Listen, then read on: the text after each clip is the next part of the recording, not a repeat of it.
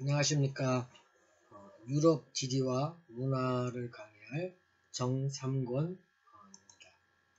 지난 시간에는 세계의 지리와 문화에 대해서 우주에 대해서 간략하게 알아봤습니다.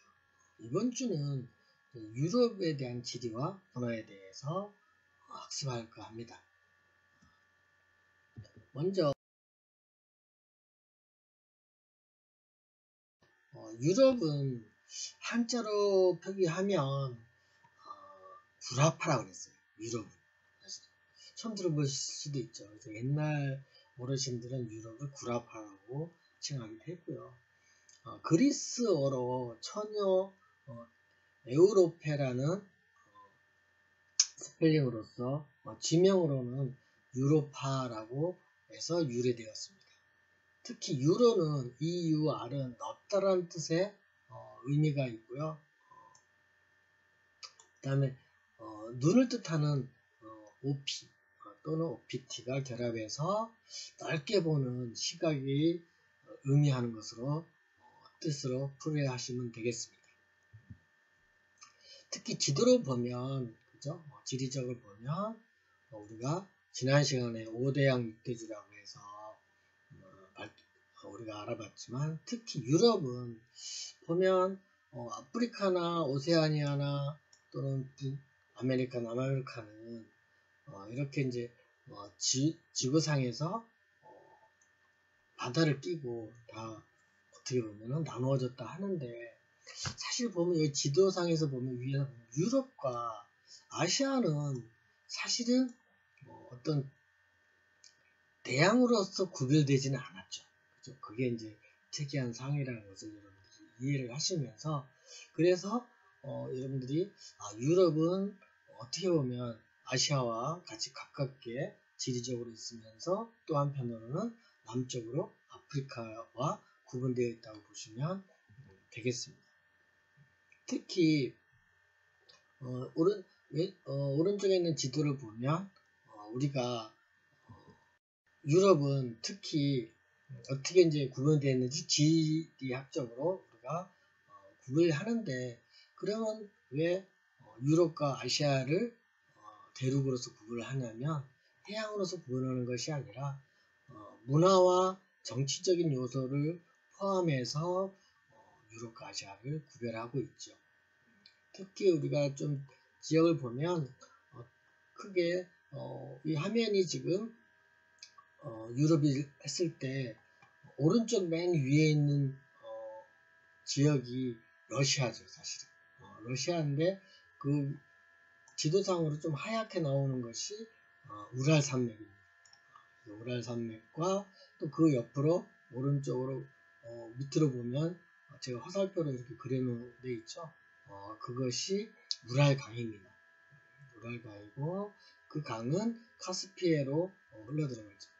또 남쪽에 남동쪽에는 무엇이 있냐면 카스피해가 있습니다.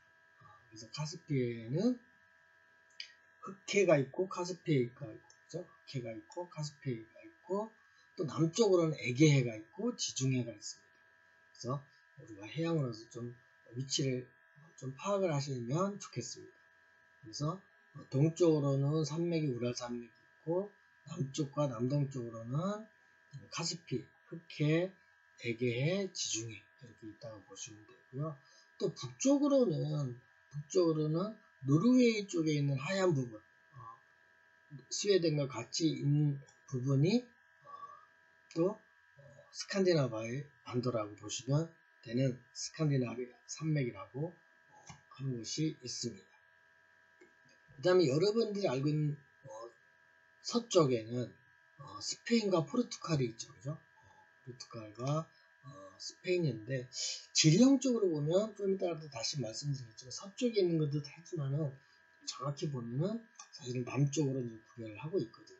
그래서 우리가 동서남북의 지형이 어떤 것이 있느냐를 좀 살펴보고요. 특히 이제 면적으로 보면 지구에 표면적으로는 약 그렇게 넓지는 않죠. 2%밖에 안 되지만 그러나 국가는 약 50개국으로 편성되어 있다고 보시면 되고 우리가 지난 시간에 세계 인구가 얼마였습니까? 77억이었죠. 사실 유럽은 인구는 약 대략에서 10%인 전 세계의 10%인 7억 7천 명이라고 생각하시면 되겠습니다. 그 다음에 면적으로 보면 가장 넓은 유럽에서 넓은 나라가 러시아예요. 러시아가 가장 크고요. 그 다음에 섬이면서도 대륙은 아니지만 그 다음에 큰 곳이 이제 그린란드고 그 다음에 이제 프랑스 이렇게 순으로 나가고요. 제일 작은 곳이 우리가 이탈리아 로마에 있는 이탈리아는 로마의 수도 안에 바티칸 시국이라는 국가가 제일 작습니다. 사실 우리가 바티칸 시국 그러면 간혹 크리스마스 때나 그러면 교황이 나와서 연설을 하죠. 국가의 세계적인 평화를 위해서. 그 TV를 본 나라가 바로 바티칸 시국이라고 보시면 되고요. 그 다음에 우리가 이제 유럽을 동서남북으로 지형을 나눌 텐데 간혹 또 중앙 유럽 그래서 세부적으로 나누는 그 사회 집단이 있지만 저희는 기준이 유엔에서 지정한 통계부에 따라서 유엔에서 발표하는 이 통계를 따르기 위해서 국가들을 동서남북 유럽으로 구분하고자 합니다. 특히 여러분들은 이제 유럽은 어떻게 보면 기독교가 굉장히 발달한 나라라고 보시면 되죠. 그래서 물론 그 기독교는 종파에 따라서 여러 개로 나누는데 로마 카톨릭 또는 개신교 또 동방 정교 성공회 또는 루터교 뭐 이런 등등 있고 일부 남쪽에 즉 터키 근방에 있는 흑해나 에게 부분에 있는 나라들이 이슬람교를 일부 믿고 나눈다고 보시면 되겠고요. 물론 이 무교도 있죠. 그래서 여러분들이 여기서 많이 알아야 될 건 대략 유럽 국가는 50개국이고 약 인구는 7억 7천 10분의 1, 세계의 10분의 1밖에 안 되는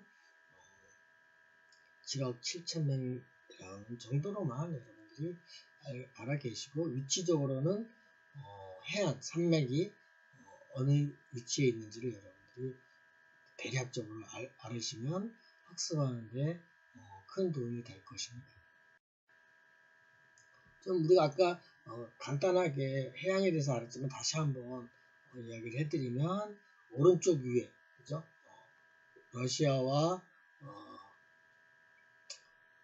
에 걸쳐 있는 그래서 우랄 산맥이 오른쪽 동쪽에 있고 그 다음에 러시아와 우크라이나 위쪽에 있는 지방이 평원이 있습니다. 유럽의 태평원이 굉장히 넓게 차지한다고 보시면 되고 또한 노르웨이와 스웨덴 북쪽이죠. 북쪽에는 스칸디나비아 산맥이 이렇게 땅색으로 이렇게 여러 개 걸쳐져 있는 것이 스칸디나비아 반도고요. 그 다음에 좀 여러분들이 좀 주셔야 될 게 이제 카스피해 동쪽이죠. 동쪽 아래에 보면 캄카스 산맥이라는 지역이 산맥으로 또 둘러싸여 있고요. 그래서 캄카스 산맥 오른쪽은 카스피해고 왼쪽으로는 흑해가 자리 잡고 있다고 보시면 되죠.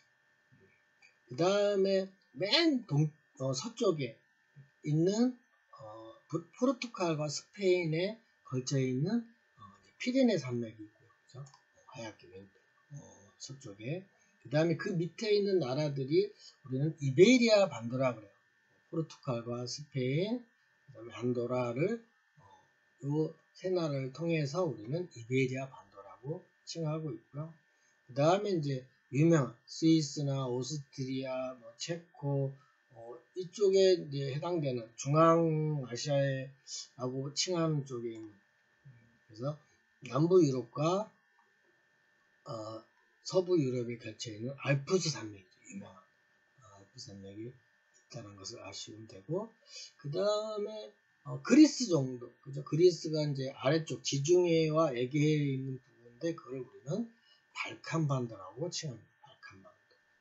그래서 여러분들은 지역 산맥과 해양 일부 반도를 여러분들이 알아두시면 좋겠습니다. 그 다음에 여기서는 좀 강을 많이 표시했는데요. 이렇게 중요한 강은 여기서 이제 알려드리고 싶은 것이 뭐냐면 볼가강이에요. 볼가강은 동쪽에 있는 가장 유럽에서 긴 강이죠. 그래서 러시아의 서부에 있는 강이라고 보시면 됩니다. 그래서 제일 길이가 약 3,690km니까 엄청나게 우리나라가 서울에서 부산까지가 400km 했을 때 3,690이니까 약 9배 정도 되는 긴 강이죠. 그죠? 그래서 볼가강이 제일 유럽에서 긴 강이고 마지막 하구는 카스피에 있는 쪽으로 흘러서 들어간다고 아시면 되겠습니다. 두 번째 강이 제일 긴 강이 도나우강이에요. 도나우. 그래서 이 도나우강은 영어로는 다뉴브 강이라고 하기도 하고요. 작년에 일부 우리나라 관광객이 헝가리를 방문해서 이 다뉴브 강에서 많은 희생자를 입었던 강이라고 보시면 되겠습니다.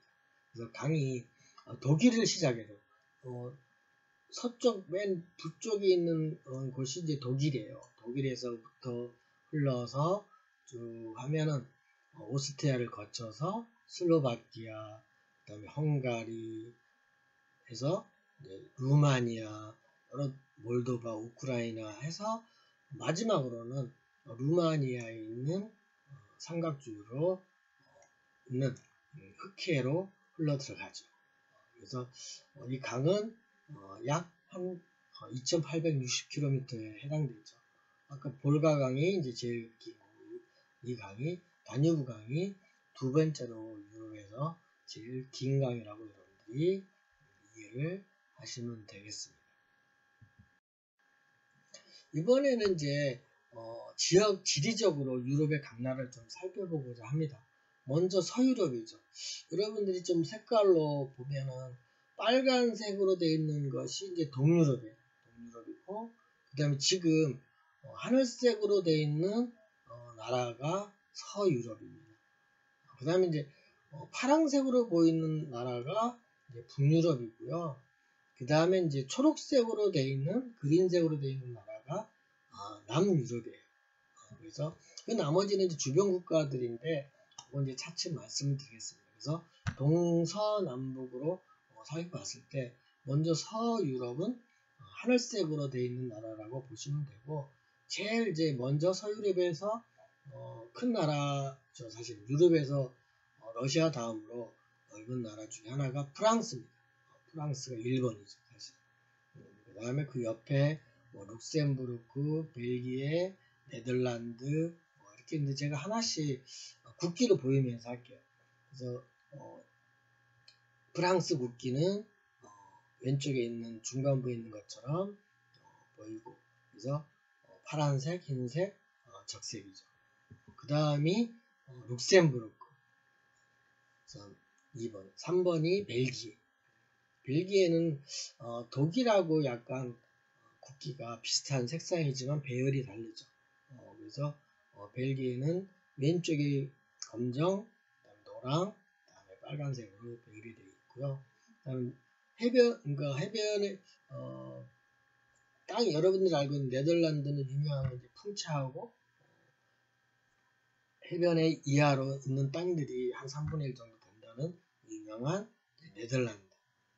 네덜란드의 색상이 프랑스하고는 유사하지만 모양이 세로 가로로 나누는 삼색기의 의미가 다르죠. 그렇게 보시면 되고, 조금 전에 말한 벨기에와 독일의 색상은 유사하다고 보시면 되죠. 그래서 독일은 검정, 빨강, 노랑으로 황색으로 이렇게 삼색으로 가로로 줄무늬로 되어 있다는 것을 이해하시면서 위치는 5번에 있는 그죠? 독일이라고 보시면 되겠습니다. 그 다음에 이제 알프스 산맥이 있는 6번 스위스. 그 다음에 그 옆에 있는 안도라는 프랑스의 남쪽에 있는 조그마한 나라입니다. 모나코 역시도 프랑스와 이태리와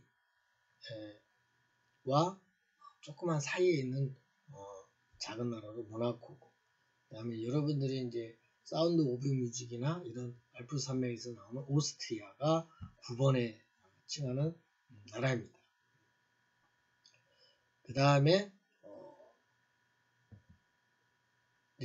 리히텐슈타인이라고 해서 10번에 있는 나라죠. 여기도 소국인으로서 작은 나라로서 서유럽에 속하는 나라라고 보시면 되겠습니다. 그래서 오늘 뭐 다 할 필요는 없고요. 그래서 어느 정도 어바웃으로 서유럽은 이런 나라들이 있구나. 특히 프랑스, 독일, 네덜란드, 스위스, 오스트리아 이런 나라들이 서유럽하고 지리적으로 국기와 더불어서 이해를 하시면 될 것 같고요. 오스트리아 이제 국기죠. 많이. 그 다음에 여기서 좀 알아셔야 될 게 뭐냐면 베네룩스 3국이 어디냐 이럴 때 가끔 가로식으로 시험 문제가 나오죠. 그래서 베네룩스 3국은 벨기에 배자, 네덜란드의 네자, 룩셈부르크의 룩자, 그 다음에 복수인 S를 붙여서 베네룩스 3국이라고 칭하고 있습니다. 그것이 서유럽에 위치하고 있다라고 이해하시면 되겠습니다. 그 다음에 이베리아 반도는 여러분들 알다시피 유럽의 남서쪽 끝에 있는 반도예요. 그래서 또 동쪽과 남쪽에 지중해가 있는 지역, 여기가 이제 지중해인데요.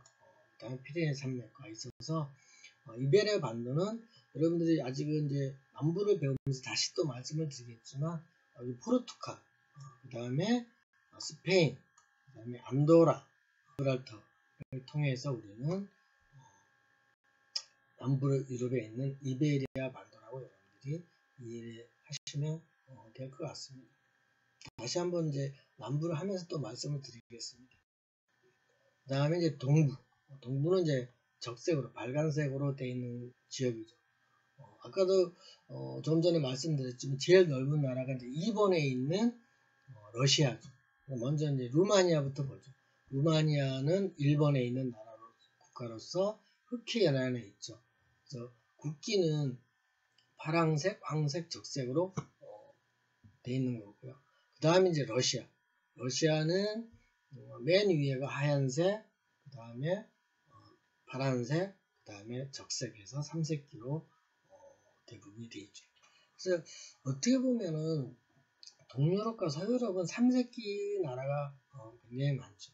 북유럽은 십자가 모양이 많고요. 그래서 여러분들이 색상을 좀 알아야 할 기준이 되는 것들은 제가 이제 다음 시간에 순차적으로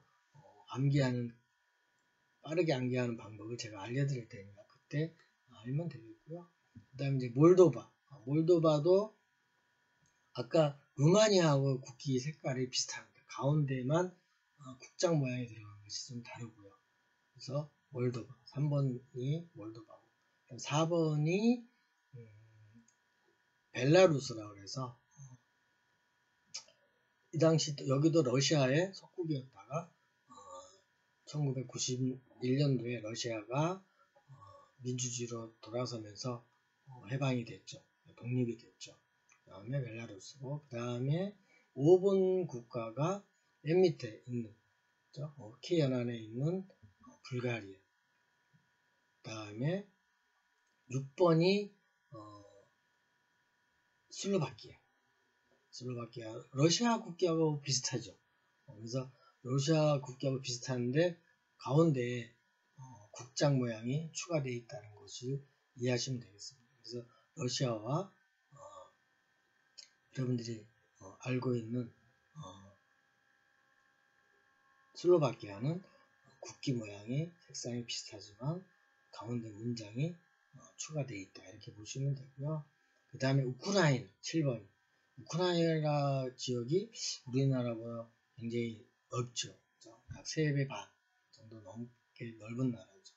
그래서 국기는 아래는 이색기로서 황색이고 위쪽은 청색이라고 보시면 되고요. 그 다음에 여러분들이 알고 있는 특이한 모양으로 유럽에서 알 수 있는 체코예요. 체코 모양이 이렇게 삼각형 모양에다가 위쪽은 하얀색, 밑에는 빨간색으로 되어 있죠.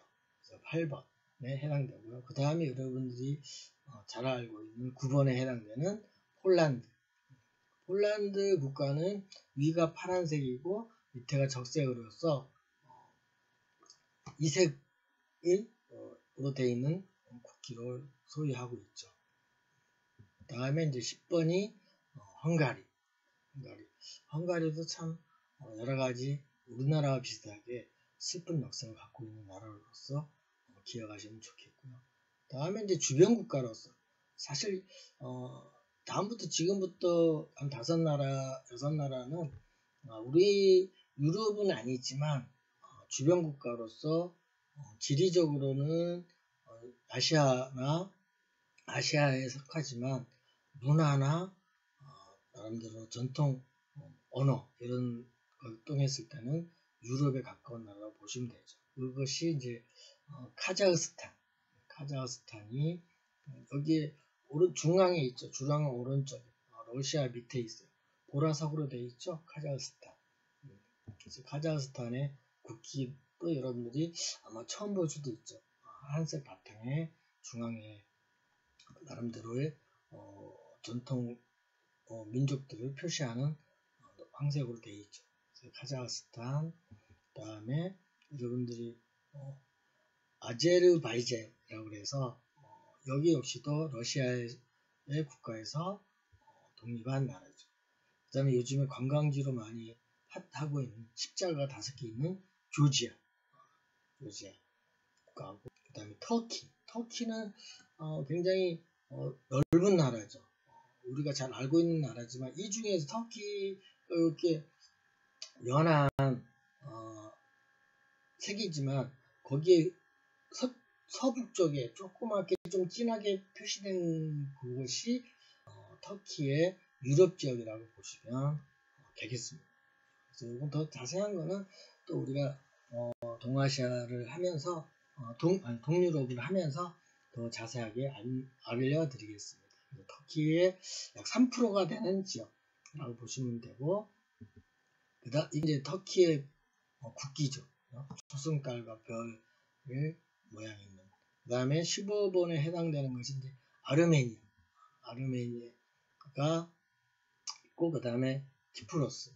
요 5나라, 6나라죠. 11번부터 16번까지는 소국이면서도 터키를 제외한 나머지 나라들은 독립을 러시아에서 한 소국이라고 여러분들이 이해를 하시면 되겠습니다. 다음은 이제 남유럽이죠. 남유럽은 여러분들 알다시피 여기 이제 그린색으로 되어 있는 나라들이에요. 그래서 조금 전에도 말씀드렸지만 동남쪽에 있는 포르투갈과 스페인이 어떻게 보면 서지역 같지만 남유럽으로 분할하는 이유는 지리적으로는 서유럽처럼 보이지만 문화가 지중해 문화로서 같이 이태리 로마에 있는 나라들과 같은 소속으로 임하고 있죠.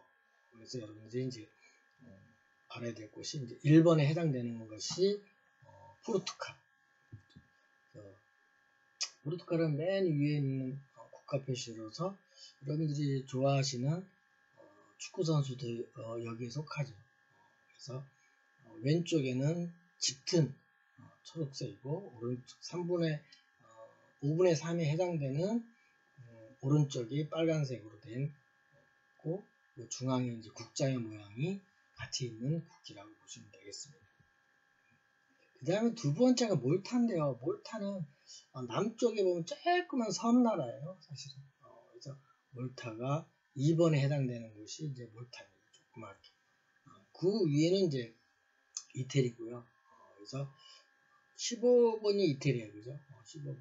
그래서 이제 3번이 여러분들이 관광지로 유명한 이제 스페인이죠. 스페인. 정열의 나라 스페인이라고 보시면 돼요. 그 다음에 4번이 산 마리노에서 이탈리아 내 여기 조그만 이탈리아 안에 여기 이 지역에가 이제 있는 소국으로서 산 마리노가 있고 앞에서 말한 이태리 로마에 있는 5번이 바티칸 시국이에요. 이 나라 안에 또 국가가 있다고 보시면 되죠. 그 다음에 이제 6번에 해당되는 지형이 이제 세르비아. 그 다음 7번이 몬테네그로. 그죠? 몬테네그로 보시면 되고요. 그 다음에, 바티칸 시국은 왼쪽 색상의 국기가 이색으로서, 그죠? 노란색이고 하얀색으로 이제 되어 있는 것이 바티칸 시국이라고 보시면 되겠습니다. 그 다음에 맨 밑에 지금 국기가 나타난 것이 이제 세르비아 국가고, 그 다음에 몬테네그로, 그 다음에 슬로베니아, 그리고 이제 여러분들이 알고 있는 그리스죠. 그리스가 이제 9번에 해당되는 곳입니다. 이 그리스는 우리가 이제 아테네 그리스죠, 그죠? 그리스는 국기 모양이 청교도식으로 청색으로 되어 있다고 여러분들이 보시면 되겠습니다. 일단 이제 10번에 해당되는 나라가 보스니아. 보스니아는 국기도 별이 삼각형 모양에다가 국가의 어떤 모형을 담고 있습니다. 보스니아. 그 다음에 11번이 마케도니아. 그 중에서도 독립을 해서 11번에 해당되는 북마케도니아라고 보시면 되고요. 정렬의 국기처럼 약간 북마케도니아는 일본의 전쟁기하고 약간 유사하게 생겼죠. 그죠? 그 다음에 알바니아 12번에 대해 해당되는 알바니아, 그 다음에 13번에 해당되는 크로아티아, 그 다음에 14번에 코소보. 이게 코소보는 가운데 있는 모양이 선 모양이라고 여러분들이 보시면 될 것 같고, 그 다음에 마지막으로 15번에 유명한 이탈리아. 그래서 여러분들이 이탈리아 국기는 알아두시는 게 좋아요. 이탈리아 국기는 왼쪽이 그린색이고 가운데가 하얀색, 오른쪽이 빨간색이에요. 그래서 이 색은 여기 좋은 게 이태리 타월 아시죠? 때미는 타월.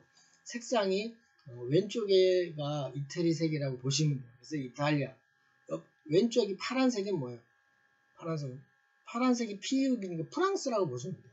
왼쪽에 있는 요 색상이 파란색이면 프랑스, 그 다음에 녹색이면 이태리 타워, 그래서 이태리라고 연상해서 배우시면 알기 좋을 거라고 생각이 되고요. 그 다음에 반도를 하나 알아두시는 게 뭐냐면 발칸 반도예요. 발칸 반도는 요 9번에 있는 나라, 여기 그리스, 알바니아, 불가리아, 루마니아, 터키 일부가 발칸 반도라고 칭하는 곳입니다. 그 다음에 여러분들이 역사적으로 일부 유고슬로바야가 일부 포함이 돼 있죠.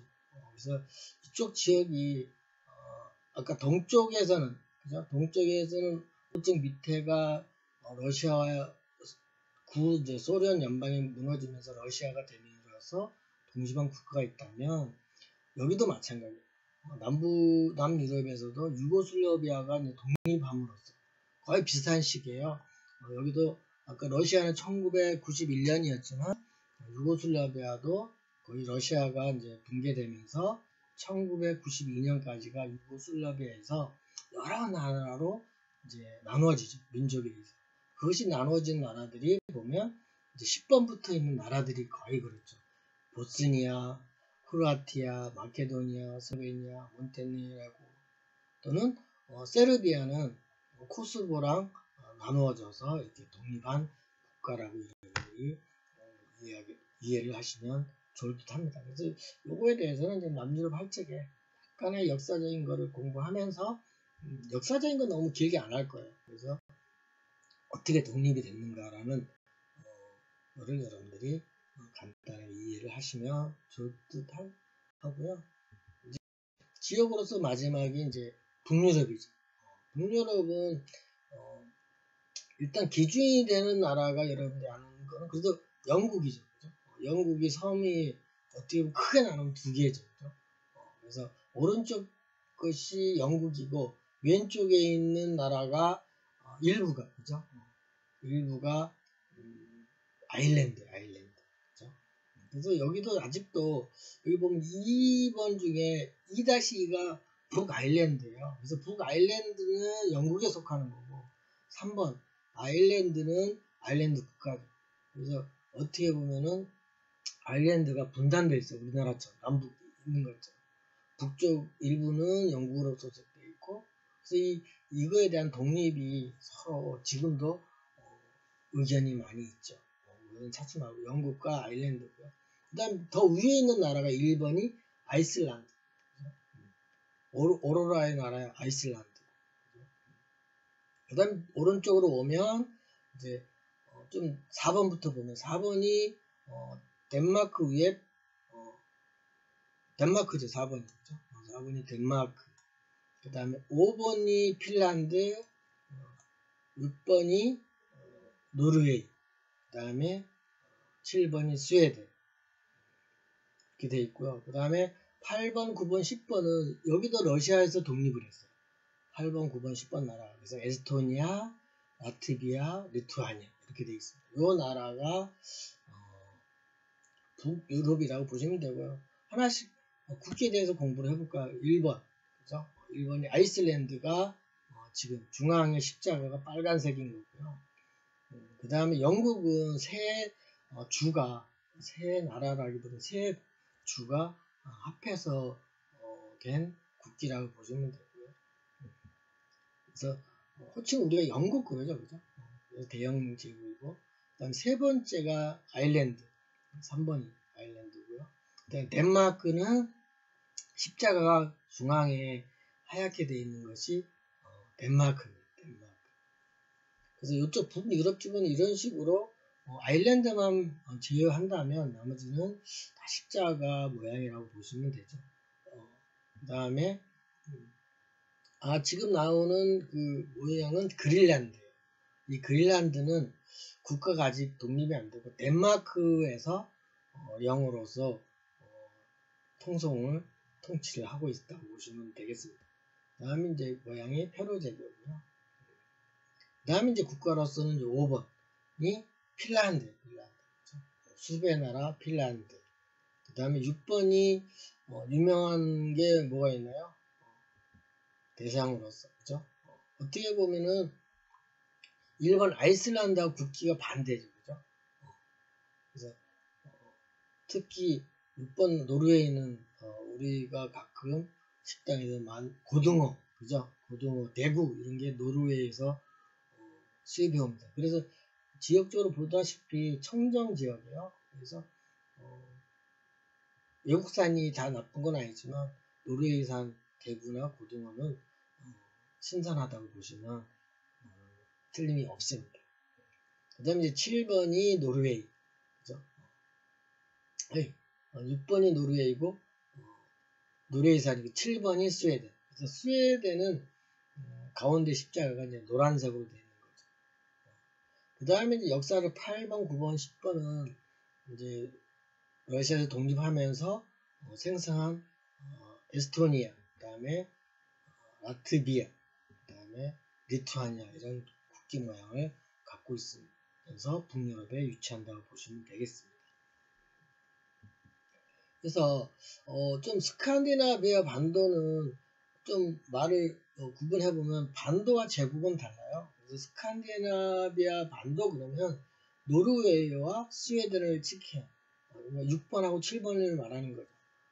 근데 스칸디나비아 제국 그러면 덴마크, 아이슬란드, 그 다음에 핀란드까지 포함한 것을 국가를 우리는 스칸디나비아 제국이라고 칭한다는 것을 여러분들이 알아두시면 좋고, 여러분들이 조금 전에 말한 8번, 9번, 10번 나라를 세 나라를 우리는 발트 삼국이라고 해요.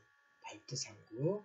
그래서 이것도 가끔 가로놓게 나올 수 있으니까 여러분들 발트 삼국은 어딘지, 그 다음에 스칸디나비아 반도는 어느 나라인지는 여러분들이 교양적으로 알아두시면 좋겠습니다.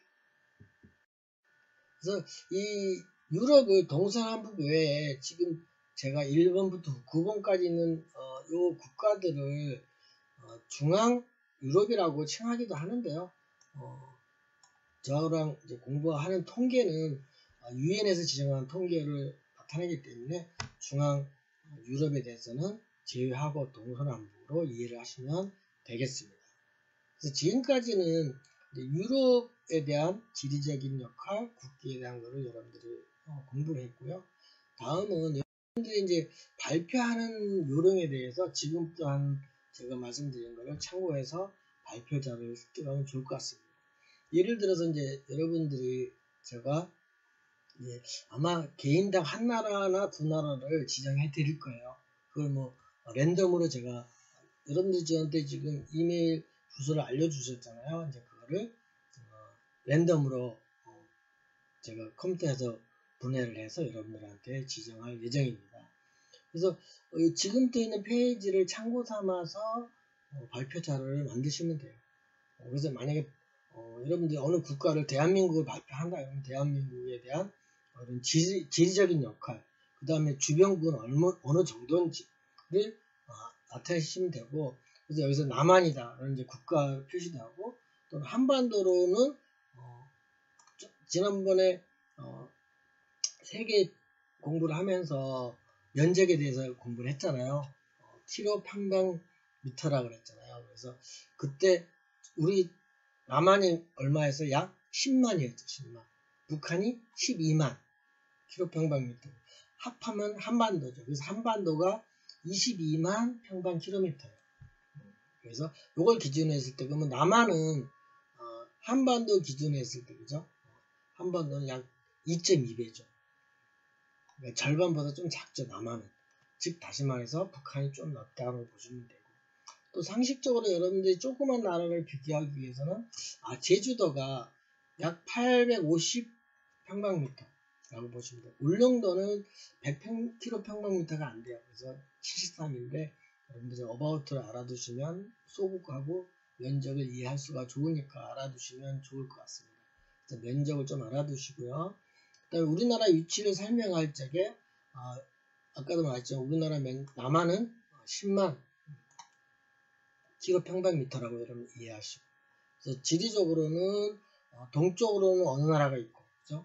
북쪽으로는 어느 나라가 있고, 다음에 서쪽으로는 어떤 나라가 있다라고 이렇게 이야기를 해주면서 전체적으로 인구는 어느 정도 된다. 그래서 남한은 5,200이라고 그랬죠, 그죠? 5,200만 명. 북한은 2,500만 명. 그래서 절반이 좀 안 되죠. 그리고 여러분들이 또 그 국가마다 수도가 있으니까 수도를 대략적인 정보를 알려주시고, 약간의 역사적인, 너무 긴 거 말고, 그래서 유럽도 독립한 나라들이 최근에 독립하거나 한 나라들에 대해서 언제 독립을 했는지, 우리나라 언제 독립했나요? 그죠? 8월 15일이죠, 그죠? 그래서 두 번이 있죠. 일제 강점기를 에서 벗어난 1945년이 있고, 그죠? 정부 수립에 또 48년이 있고, 그죠? 또 50년에 뭐가 있어요, 그죠? 한국전쟁에 하면서 마감된 거죠. 이제 그런 것들을 여러분들 알아두시면서 주요 지역으로는 우리나라는 DMZ를 이야기하고, 또 요즘엔 K-팝 또는 K-컬처라고 그러죠. 이런 문화를 갖고 있고, 대한민국은 IT 강국이면서 성격이 부지런하고 정에 굉장히 강하고 정이 많고, 특히 한국은 훈민정음이라는 한글의 언어가 있다라는 것도 굉장히 좋은 우수한 문화라고 여러분들이 자랑을 하셔도 됩니다. 그 다음에 이제 우리나라의 이제 국가에 대한 국가는 애국가죠, 그죠? 뭐 이런 정도까지는 역사적인 것보다 여러분들 알아두시면 되고, 되고, 그래도 국기에 대한 애착은 있어야 되죠. 그래서 국기 모양을 보시면 가로로 이렇게면 여러분들이 국기에 대한 좀 이번 시간에 국기에 대해서 좀 자세히 알아두시면 좋겠어요. 가운데 태극 모양이 음과 양을 나누는 위에 빨간색과 밑에 파란색이죠. 또 어느 쪽이 둥그렇게 모양이 있는지를 여러분들이 가운데 모양이 반대로 그리는 학생들도 많아요. 사실은. 간단하게 태극 마크가 왼쪽이 아래로 가고 오른쪽이 위로 올라간다는 개념을 여러분들이 알으시고, 색깔 순서도 위가 빨간색, 밑에가 파란색이라는 것을 태양의 태극에 대한 마크를 이해하시면 되고, 그 다음에 태극기 4괴를 알으셔야 돼요. 우리가 건곤감리라고 그러죠. 3, 4, 5, 6으로 보면 건, 리, 감, 곤이죠. 그래서 건은 하늘을 뜻하고, 그죠? 하늘을 뜻하고. 그 다음에 리는 뭘 뜻해요? 불을 뜻해요. 불. 그죠? 화죠. 불. 그 다음에 이건 감리할 때 감은 물을 뜻하는 거고요. 곤은 땅을 뜻해요. 그래서 여러분들이 우리 태극기에 대한 모양에 대해서 의미를 좀 교양 시간을 통해서 알아두셨으면 좋겠습니다. 그래서 태극기에 대한 거, 또 가로로 세웠을 때의 태극기 모양, 이걸 반대로 하는 학생들도 있는데요. 그래서 세로로 열었을 때와 가로로 열었을 때의 모양을 여러분들이 이해를 해주시면 좋겠고요. 이거는 조선 국왕 때 어기로서 쓰는 태극 8계도 모양이고요.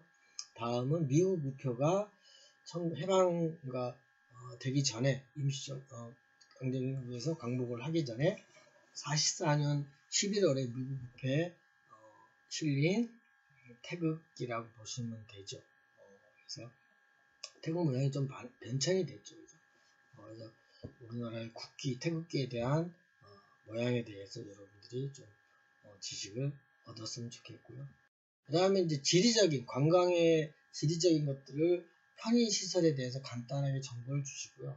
특히 관광에 대한 정보를 많이 주시면서 여러 가지 고전 문화라든지 또는 현대 문화에 대해서 또는 지리적으로 지방에 대해서, 우리나라 같은 경우는 외국을 소개할 때 제주도라든지, 물론 서울을 많이 소개를 하지만 제주도나 또는 신라, 경주, 그 다음에 부산, 이런 등등 지방에 대해서 간혹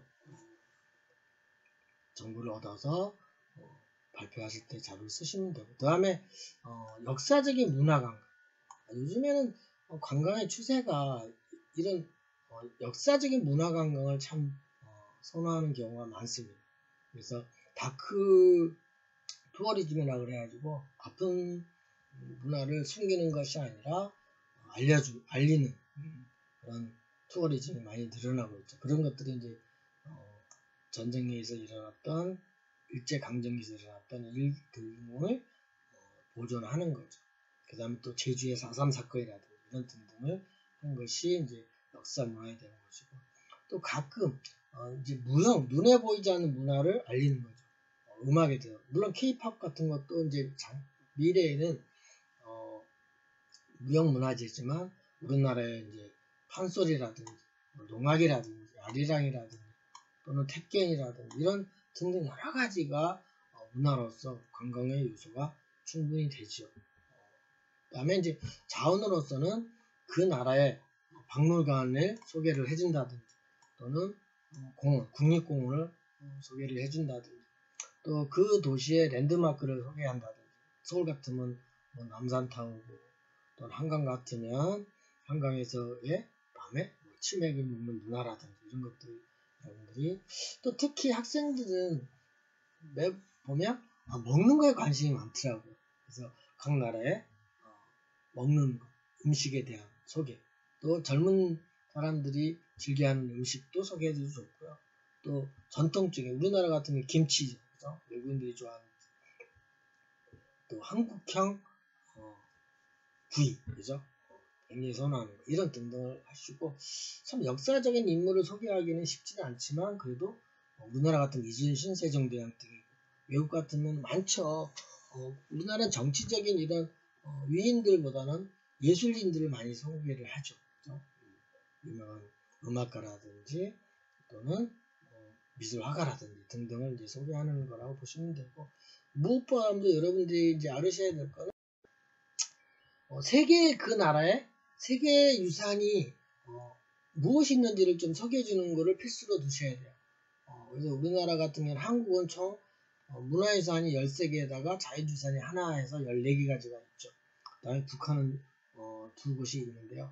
이거에 대한 나열을 이렇게 해주면서 이제 어느 정도 자기가 자료를 수집한 것을 동영상도 좋고 또는 그림을 잘 발췌를 해서 소개를 해주시면 될 것 같습니다. 이걸 뭐 다 하라는 것은 아니에요. 14개라고 해서 14개 다 하는 것이 아니라 그 중에 여러분들이 그래도 친구들한테 알려주고 싶은 것들을 홍보를 하시면 좋겠습니다. 예를 들어서 나는 종묘에 대해서 좀 설명을 하겠다. 이 종묘에 대해서 사진을 보면서 설명을 해준다든지, 또는 이건 이제 재래악이죠. 종묘 안에서도 재래악을 하는 행위는 어떻게 하고 있다. 이런 것들 등을 보충 설명과 더불어 사진을 이제 크게 보여주시면 되고요. 다음에 이거는 궁전이죠. 그래서 창덕궁에 조선 한국에는 서울에 궁이 이렇게 4가지가 있는데 그 중에서도 창덕궁은 세계문화유산으로 등재되어 있다라고 이렇게 설명을 해주면 좋은 듯하고, 그렇죠? 그래서 이러한 자료들을 여러분들이 참고하는 것은 동영상을 통해서 유튜브나 익스피디아 또는 세계 테마의 기행이라든지 또 걸어서 세계 속으로라든지 이런 다양한 유튜브가 있으니까 너무 길면 좀 지루하니까 한 5분에서 10분 정도 여러분들이 조정을 하시면 좋을 것 같고요. 그 다음에 사진은 익스플로러나 클롬에서 각 사이트에서 조사를 해서 캡처를 해서 근거를 좀 제시하는 게 중요합니다. 왜냐하면 그 근거를 어느 사이트에서 발췌를 했다라든지, 그래서 글은 간단하고 명료하고 사실적으로, 이거를 그림을요 발췌를 해가지고 가로로 늘리면 실제와 비율이 안 맞잖아요. 그래서 같은 비율로 축소를 시키거나 확대를 시키는 것이 매우 중요하다고 보시면 되겠습니다. 그래서 우리나라를 이렇게 소개하듯이 여러분들도 유럽에 대해서 이제 한 나라를 자기가 지정받은 국가를 한번 소개해 보세요. 그러면 그래서 오늘은 유럽 전반에 대해서 지리적인 환경에 대해서 알아보았습니다. 오늘도 수업하시느라 수고 많았습니다. 다음 시간에 뵙겠습니다. 다음 시간에는 유럽에 대한 건축물에 대해서 수업을 하겠습니다. 수고했습니다.